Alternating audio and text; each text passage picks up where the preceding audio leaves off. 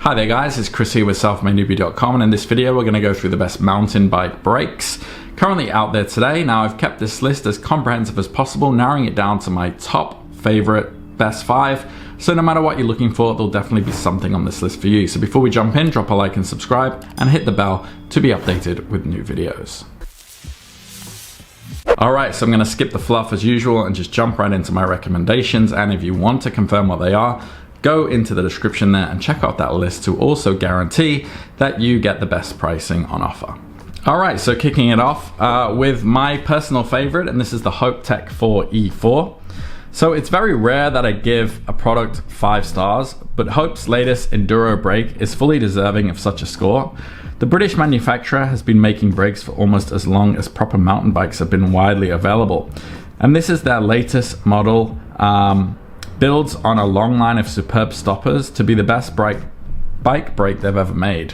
As you'd expect, the Tech 4Es are superbly powerful, but are also silky smooth and incredibly precise. Power fade over long runs is imperceptible, and they are as easy to set up and maintain as it gets. Like all Hope products, the Tech 4 brakes come in a range of anodized colors. They're covered by Hope's renowned after-sales service should you have any issues, and even come with a spare set of pads.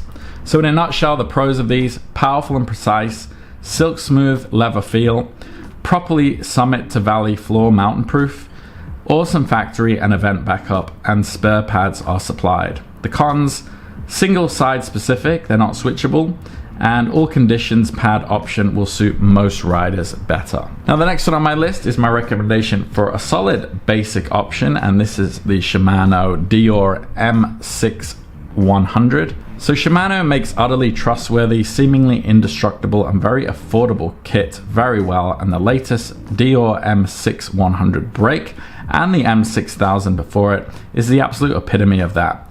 You don't get an external knob to adjust reach, just like an Allen key. There's no largely ineffective free stroke adjustment.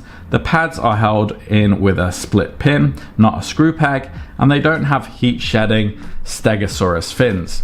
You do get Shimano's servo wave technology filtered down from higher brake tiers, which alters pad movement and increases power.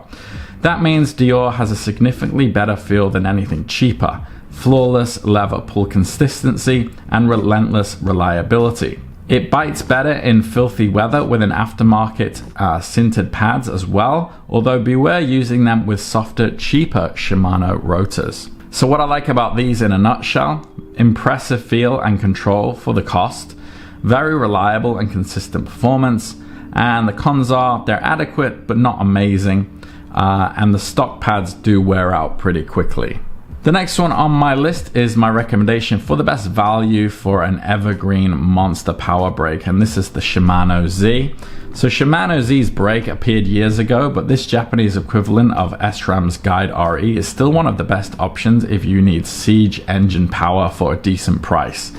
Z takes Shimano's premium Saint DH caliper, swaps in standard rather than fin pads, a bolted split pin pad retainer rather than a screw pin, and loses the gold hose trim. The rebadged SLX lever means reach adjust is tooled, not dialed, but still gets servo wave power assistance and dodges free stroke issues found on other brakes.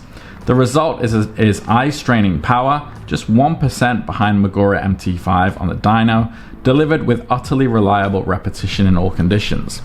Blunt power application definitely needs some adjusting if you want to stay the right side of the bars, and modulation is adequate rather than amazing, which is why Guide RE gets the win, not the Z.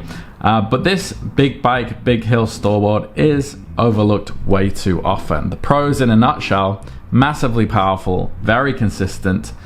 The simplicity of it means extra reliability. The cons: beware that sudden bite, and the price has also crept up on these over the last couple of years. The next one on my list is my recommendation for a real heavy duty option, and this is the TRP QUADIEM.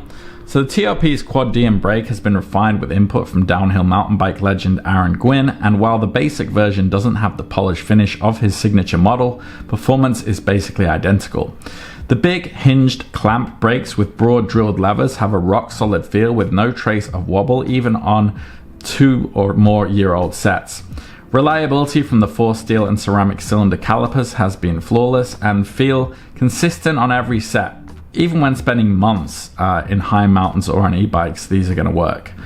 Be careful of the outboard hose attached on uplifts though. So the power is decent rather than dramatic, so fit big rotors for bigger bikes. The pros in a nutshell: rock solid leather feel, consistent in all conditions, performance, not as powerful as they look though, and these are a little bit heavy, the weight 545 grams. That's front brake with 180mm rotor and mount. The next one on my list is my recommendation for the best budget option, and this is the Clarks M2. So if you don't believe the price, then don't worry, neither did I when I first met the Clarks M2 a few years ago. They really are under $70 for both brakes, plus rotors and relevant brackets and bolts, and they've also upsized the front rotor to 180mm. That's definitely necessary as power is limp even when compared to Shimano's DEORE. Switching to aftermarket pads really does help though. Leather feel is consistent and progressive enough to translate into decent traction, and they're far more arm friendly than other budget brakes. While the design has changed a few times over the years, they've all been utterly ridiculously reliable. They even worked after you torture them on a dyno until you make your rotors orange hot and the paint will start bubbling. That makes them a comically cost-effective option if your budget is tight. The pros in a nutshell: amazingly low price, reasonable feel, reliable and consistent. The cons are limp power levels, and not everyone will need the included rotors, but that is definitely nitpicking.